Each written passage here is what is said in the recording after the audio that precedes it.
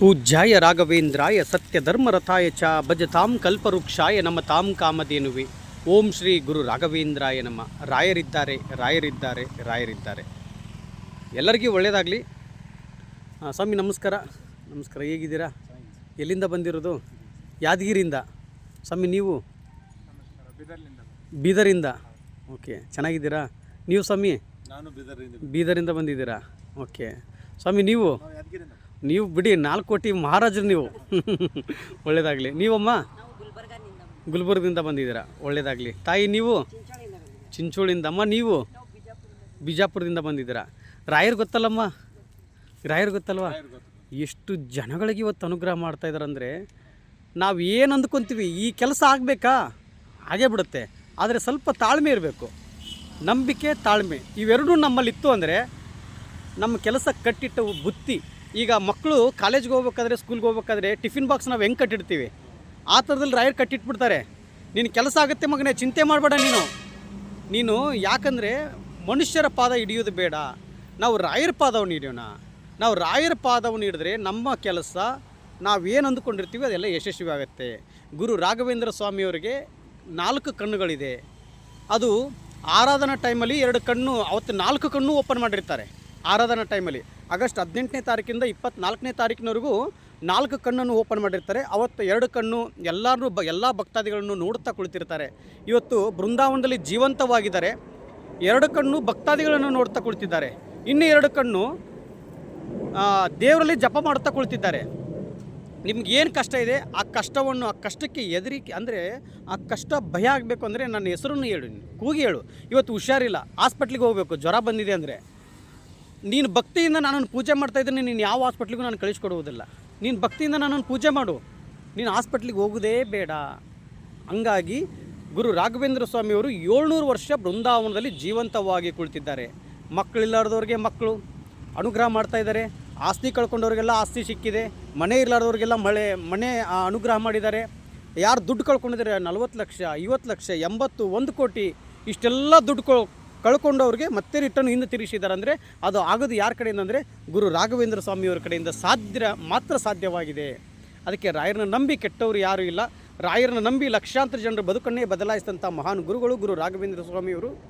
ಎಲ್ಲರಿಗೂ ಒಳ್ಳೆಯದಾಗಲಿ. ಇವತ್ತು ಎಲ್ಲರಿಗೂ ಒಳ್ಳೆಯದಾಗಲಿ ಅಂತೇಳಿ ನಾನು ಮಂತ್ರಾಲಯದಿಂದ ಬೃಂದಾವನ ಪ್ರದಕ್ಷಿಣೆ ಹಾಕಿ ಕೇದಾರನಾಥದವರೆಗೂ ಹೋಗ್ತಾಯಿದ್ದೀನಿ. ಯಾವುದಕ್ಕೋಸ್ಕರ ಹೋಗ್ತಾಯಿದ್ದೀನಿ? ನಿಮ್ಮೆಲ್ಲರಿಗೋಸ್ಕರ. ನೀವೇನು ಅಂದ್ಕೊಂಡಿದ್ದೀರಾ ನಿಮ್ಮದೆಲ್ಲ ಯಶಸ್ವಿ ಆಗಲಿ. ನೀವು ಯಾರಿಗೆ ಏನೋ ಒಂದು ಕೆಲಸದ ಬಗ್ಗೆ ಒಂದು ಮೂವ್ ಮಾಡ್ತಾಯಿದ್ದೀರ ಅದೆಲ್ಲ ಯಶಸ್ವಿ ಆಗಲಿ.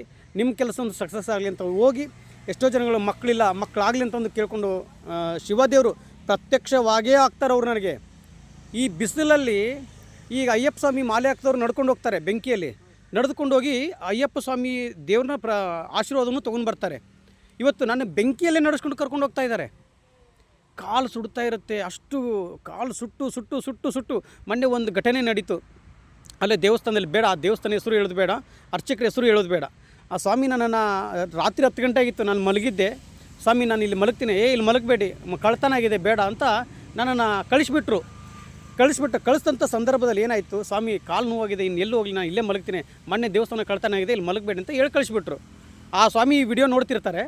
1 ದಿನ ಆಯಿತು, 2 ದಿನ ಆಯಿತು, 3ನೇ ದಿನಕ್ಕೆ ನಾನು 3 ದಿನದವರೆಗೂ ಹುಡುಕಿದ್ದಾರೆ ನನ್ನನ್ನು. ಯಾಕೆ ಸ್ವಾಮಿ ನಿಮ್ಮನ್ನೆಲ್ಲೂ ನೋಡಿದ್ದಿಲ್ಲ ಸ್ವಾಮಿ, ನಿಮ್ಮನ್ನ ಎಷ್ಟು ಹುಡುಕಿದ್ದೀನಿ ನಾನು, ಯಾಕೆ ಸ್ವಾಮಿ ಏನಾಯಿತು ಅಂತ ಕೇಳಿದೆ.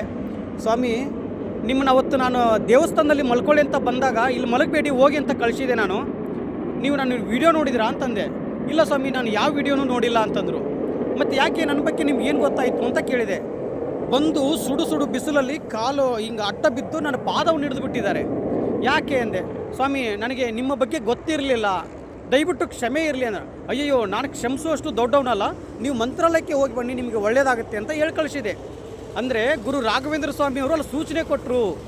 ಆ ವ್ಯಕ್ತಿ ನಾನು ಯಾರು ಅಂತಲೇ ಗೊತ್ತಿಲ್ಲ, ನನ್ನನ್ನು ರಾತ್ರಿ ಟೈಮಲ್ಲಿ ನನ್ನ ಭಕ್ತನ ಕಳಿಸಿದ್ಯಾ ನೀನು, ಅವನು ನನ್ನ ಬೃಂದಾವನ ಪ್ರದಕ್ಷಿಣೆ ಮಾಡಿ ಕೇದಾರನಾಥದವ್ರಿಗೆ ಯಾರಿಗೋಸ್ಕರ ಹೋಗ್ತಾ ಇದ್ದಾನೆ, ನಿಮಗೋಸ್ಕರ ಹೋಗ್ತಾ ಇದ್ದಾನೆ. ಅಂಥ ವ್ಯಕ್ತಿನೇ ಇವತ್ತು ನೀನು ಮಲಗಕ್ಕೆ ಜಾಗ ಕೊಟ್ಟಿಲ್ಲ ನೀನು ಅಂತ ಹೇಳಿದರು. ಅದಕ್ಕೆ 3 ದಿನ ಅದು ಬಂದ ಮೇಲೆ ನನ್ನನ್ನು ಸುಡು ಬಿಸಿಲಲ್ಲಿ ಸ್ವಾಮಿ ನೀವು ಕ್ಷಮಿಸಿದ ನನ್ನವರೆಗೂ ನಾನು ಎದ್ದೇಳುವುದಿಲ್ಲ, ನೀವು ಕ್ಷಮಿಸಿದ ನನ್ನವರೆಗೂ ನಾನು ಎದ್ದೇಳಲ್ಲ ಅಂತ ಹೇಳಿ ಆ ಸುಡು ಬಿಸಿಲಲ್ಲಿ ಮಲಗಿದ್ರು. ಅದಕ್ಕೆ ನಾನೇನು ಹೇಳ್ತಾ ಇದ್ದೀನಿ, ದಯವಿಟ್ಟು ತಪ್ಪನ್ನು ಮಾಡಬೇಡಿ. ಯಾಕಂದರೆ ಯಾವುದು ರೂಪದಲ್ಲಿ ಗುರು ರಾಘವೇಂದ್ರ ಸ್ವಾಮಿಯವರು ಬರ್ತಾರೆ ಅನ್ನೋದು ಗೊತ್ತಿರುವುದಿಲ್ಲ. ಬಂದಂಥ ಜಾಗದಲ್ಲಿ ಇವತ್ತು ನೀವು ಎಲ್ಲಿಂದ ಹುಡುಕೊಂಡು ಬಂದಿದ್ದೀರಾ ಆ ವ್ಯಕ್ತಿ ಈ ವಿಡಿಯೋ ನೋಡ್ತಿರ್ತಾರೆ. ಬಟ್ ಇನ್ನೊಂದು ಸಲ ಯಾರಿಗೂ ತಪ್ಪಾಗಬಾರ್ದು ಅನ್ನೋದಕ್ಕೋಸ್ಕರ ಈ ಸಣ್ಣ ಒಂದು ಮಾಹಿತಿಯನ್ನು ಕೊಟ್ಟಿದ್ದೀನಿ. ಎಲ್ಲರಿಗೂ ಒಳ್ಳೆಯದಾಗಲಿ. ನಿಮ್ಮೊಟ್ಟಿಗೆ ನಾವು ಒಂದು ವಿಡಿಯೋ ಮಾಡೋಣ ಇವಾಗ. ಏನು ಸ್ವಾಮಿ, ಏನು ಹೇಳ್ತಾ ಇದ್ದೀರಾ? ಇವತ್ತು ನಾವು ರಾಘವೇಂದ್ರ ಅವ್ರ ದರ್ಶನ ಆಗ್ಬೇಕಂದ್ರೆ ನಾವು ನಿಮ್ಮ ದರ್ಶನಕ್ಕೆ ಬರ್ಬೇಕೆ ಅಂತ ನಿಮ್ಗೆ ಏನು ಇಚ್ಛೆ ಇಲ್ಲ ನಮಗೆ. ಬಟ್ ನಿಮ್ದು ದರ್ಶನ ಆಗ್ಬೇಕಂದ್ರೆ ನಮ್ದು ಭಾಗ್ಯ ಅಂತ ತಿಳ್ಕೊತಾ ಇದೀವಿ ನಾವು. ಕೆಲವಷ್ಟು ಜನ ಬೇಕು ಅಂತ ಹುಡುಕ್ತಾ ಇದ್ರೆ ನೀವು ಸಿಗ್ತಾ ಇಲ್ಲ. ಹೌದು ಹೌದು. ಇವತ್ತು ನಮಗೆ ಕಣ್ಣಿಗೆ ಕಾಣಿಸ್ಬಿಟ್ರೆ ಅಂದ್ರೆ ನಮ್ದು ಭಾಳ ಭಾಗ್ಯ ಅಂತ ತಿಳ್ಕೊತಾ ಇದ್ದೀವಿ. ಖಂಡಿತ ಸ್ವಾಮಿ, ನಿಮ್ಮೆಲ್ಲರಿಗೂ ಒಳ್ಳೇದಾಗಬೇಕು ಅನ್ನೋದೇ ನನ್ನ ಭಾವನೆ. ನಿಮ್ಗೆಲ್ಲರಿಗೂ ಆದಷ್ಟು ಬೇಗ ಒಳ್ಳೇದಾಗುತ್ತೆ. ಯಾಕಂದರೆ ಒಂದೊಂದು ರೂಪದಲ್ಲಿ ಗುರು ರಾಘವೇಂದ್ರ ಸ್ವಾಮಿಯವರು ಮೂಡಿ ಬರ್ತಾರೆ. ನೀವು ರಾಯರನ್ನ ಮಗನಾಗಿ ಕರೆದ್ರೆ ಮಗನಾಗಿ ಬರ್ತಾರೆ, ಅಣ್ಣನಾಗಿ ಕರೆದ್ರೆ ಅಣ್ಣನಾಗಿ ಬರ್ತಾರೆ, ತಮ್ಮನಾಗಿ ಕರೆದ್ರೆ ತಮ್ಮನಾಗಿ ಬರ್ತಾರೆ, ಸ್ನೇಹಿತನಾಗಿ ಕರೆದ್ರೆ ಸ್ನೇಹಿತನಾಗಿ ಬರ್ತಾರೆ. ರಾಯರನ್ನ ನೀವು ಯಾವ ರೂಪದಲ್ಲಿ ಕರೆದ್ರೂ ರಾಯರಿಗೆ ಖುಷಿ. ಆದರೆ ಭಕ್ತಿಯಿಂದ ರಾಯರನ್ನ ಪೂಜೆ ಮಾಡಿ. ಇದು ಒಂದು ಮಾತ್ರ ನಾನು ನಿಮ್ಮಲ್ಲಿ ಕೇಳ್ಕೊಳ್ತಾ ಇದ್ದೀನಿ. ನೆಕ್ಸ್ಟ್ ಆದಷ್ಟು ಬೇಗ ನಿಮ್ಮೆಲ್ಲರಿಗೂ ಏನಾಗಿದೆ, ನಾನು ಒಂದು ವ್ರತವನ್ನು ಹೇಳ್ಕೊಡ್ತೀನಿ ನಿಮಗೆ. ಇವಾಗ ಬಂದಿದ್ದೀರಾ, ಹೇಳಿದ್ದೀನಲ್ಲ ತಾನೇ ನಿಮಗೆ ವ್ರತವನ್ನು. ಆ ಕೆಲಸ ಆದಮೇಲೆ ನೀವು ಫೋನ್ ಮಾಡಬೇಕು. 9 ವಾರ ನಾನು ಕಾಯ್ತಾ ಇರ್ತೀನಿ ತಾಯಿ. 9 ವಾರದಲ್ಲಿ ನೀವು ಫೋನ್ ಮಾಡಬೇಕು. ನೀವು ಫೋನ್ ಮಾಡ್ತೀರಾ, ನೀವು ಫೋನ್ ಮಾಡ್ತೀರಾ, ನಿಮ್ಮ ಕೆಲಸ ಆಗಿದೆ ನಿಮ್ಗೆ.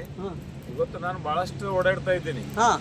ಆತರ ಇವತ್ತು ಏನೋ ಎಲ್ಲೋದನ್ನು ದರ್ಶನ ಕೊಡು ಅಂತಂದು ಕೇಳ್ತಾರ. ಏನಿದೆ ದಕ್ಷಿಣಗಳು ಕೊಡು ಅಂತ ಕೇಳ್ತಾರ ಗುರುಜಿಗಳು. ದಕ್ಷಿಣ ಅಂದ್ರೆ ದುಡ್ಡು ಕೇಳದ ಒಂದು ದುಡ್ಡು. ದಕ್ಷಿಣವನ್ನು ಕೇಳ್ತಾರ. ಏನ್ ದಕ್ಷಿಣ ಕೊಡ್ತೀರಿ ಅಂತ ಕೇಳ್ತಾರ ಗುರುಜಿಗಳು. ಬಟ್ ನಾನು ಎಲ್ಲಿ ದಕ್ಷಿಣಗಳು ಕೊಡಲ್ಲ.